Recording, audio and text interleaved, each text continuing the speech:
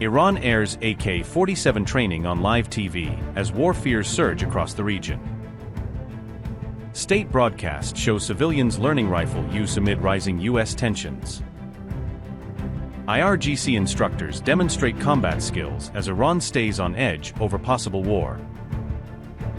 Are fresh U.S. strikes set to resume against Iran at any time? Do reports show an intense buildup, with U.S. boots ready to hit Iranian ground soon? Iranian state television broadcast live tutorials showing civilians how to handle AK-47 rifles. A rare public training initiative aired amid rising tensions with the United States. The state-run programs featured IRGC instructors demonstrating basic weapon handling, safety steps and combat preparation techniques aimed at non-military audiences. Segments included step-by-step instruction on rifle use, marksmanship fundamentals and field readiness routines, presented in a straightforward format that civilians could follow. In the program, the presenter also fired at the flag of the United Arab Emirates amid rising tensions between Tehran and Abu Dhabi. The unusual public training broadcasts have prompted questions among analysts about Tehran's internal security concerns and its intent in signaling preparedness to domestic and regional audiences.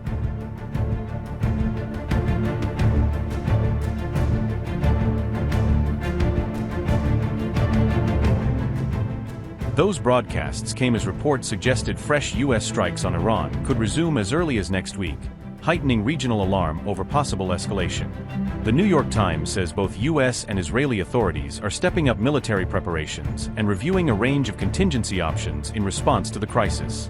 U.S. officials are reported to be examining multiple military plans for possible escalation, from targeted strikes to more complex operations requiring significant resources. One scenario under consideration would deploy special forces to recover buried nuclear material, a high-risk mission intended to deny Tehran sensitive assets. Military experts warn such an operation could demand thousands of troops, extensive logistics, and carry a substantial risk of heavy casualties and wider conflict. Officials also say forces could be tasked with seizing Karg Island, a critical oil export hub, as part of efforts to disrupt Iran's economic lifelines. Another option being weighed is a renewed wave of intensified airstrikes across Iran targeting military installations, strategic infrastructure, and nuclear-related sites. Potential targets in that campaign would include military bases, facilities tied to missile and nuclear programs, and key transport or energy nodes supporting Iran's capabilities. The current military build-up and planning activity point to a possible return to open conflict after the diplomatic pause surrounding Trump's China visit, raising concern among regional partners.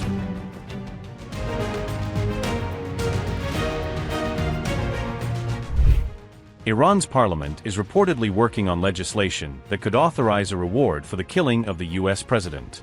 Reports say the Iranian government could offer as much as 50 million euros to any individual or entity that kills Trump.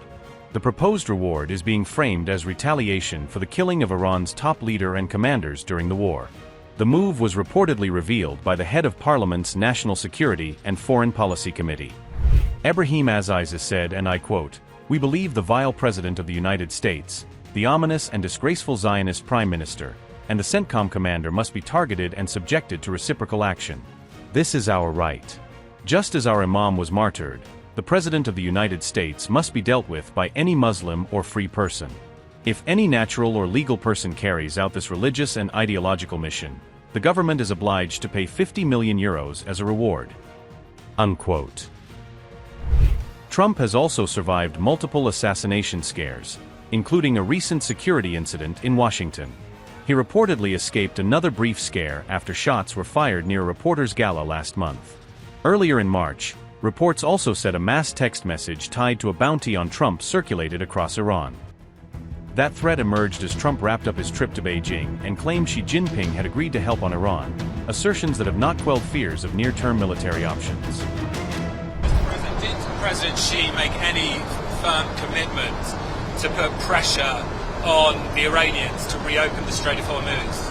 I'm not asking for any favors, because when you ask for favors, you have to do favors in return. We don't need favors. We've wiped out their armed forces, essentially. We may have to do a little cleanup work because we had a little month-long ceasefire, I guess you'd call it, but we have a blockade that's so effective. That's why we did the ceasefire. We really did the ceasefire at the request of other nations. I wouldn't have really been in favor of it, but we did it as a favor to Pakistan, who are terrific people, the Field Marshal and the Prime Minister. But no, I mean, President Xi and I agree on many things, and we agree very much on trade. We're going to be doing a lot of trading. Our farmers are going to be taking in. I mean, our farmers are going to be very happy with the deal we made. Is your instinct that he will put pressure, that he will try and get them to do more? Ask him to put pressure because I don't need favors. I think he will. I think automatically he'd like to see it opened up. He gets about 40% of his energy or his oil from that, from the strait. We get none. We don't need it. Mr. President, on Truth Social, you said that President Xi had made a reference to the decline of the U.S. We didn't hear him say that. Maybe it was something he said in private to you. So what was it, first of all, that he said that prompted you to do this? He made a statement. It might not have been from him. It was somebody, but they talked about the decline. But he said today, and he said it very publicly, he said the U.S. was declining for the last 4 years. And he said what President Trump has done in the last 15, 16 months has been virtually a miracle. He said we have the hottest country anywhere in the world. But he said that it was a declining country. Under Joe Biden, he said we had a seriously declining country, which we did, with people pouring in from all over the world, from prisons and everything else. He said what President Trump has done has been a virtual miracle.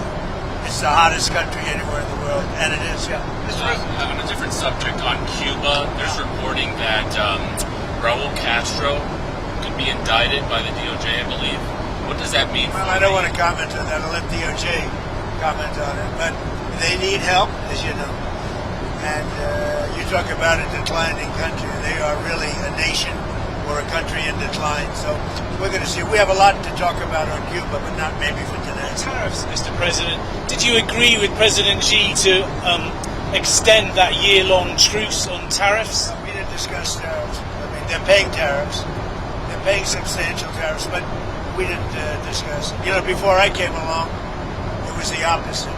We didn't discuss tariffs. How come? It wasn't brought up. Mr. President, you said in January to us that you were going to bring up the expansion of their nuclear program. Obviously, they've got 600 weapons now, by the Pentagon's estimate, going to 1,500. Did that come up? Did you succeed in getting them into any form of arms control? Or remember we discussed New You're Start? talking about China. China. We brought it up. The denuclearization. I talk about it all the time with Russia and with China. And it did come up. We did discuss it. And what did you conclude? I don't know. I got a very positive response since the beginning. We're going to be together 4 times, potentially, this year. We have the G20, which he wants to come to, which I'd like him to come to. It's going to be in Miami. It's going to be in Doral. And it's going to be, I think, very good. Much more important if he's there. And so you have the G20. We have one that he has, as you know, in November, Right. in China. He's asked me to be there. I'm going to try and be there. And then we have another one on September, I guess, 26th or 24th, where he's coming into the White House. I'm trying to understand what it is he committed to, if he committed anything. Well, I don't want to say anybody committed, but we have a very good understanding. So are you going to the move concept of denuclearization. Denuclearization or just an extension Well, no, of the a start? denuclearization. In other words, building down. And you bring Russia into it also. But the concept of that is something would be very good.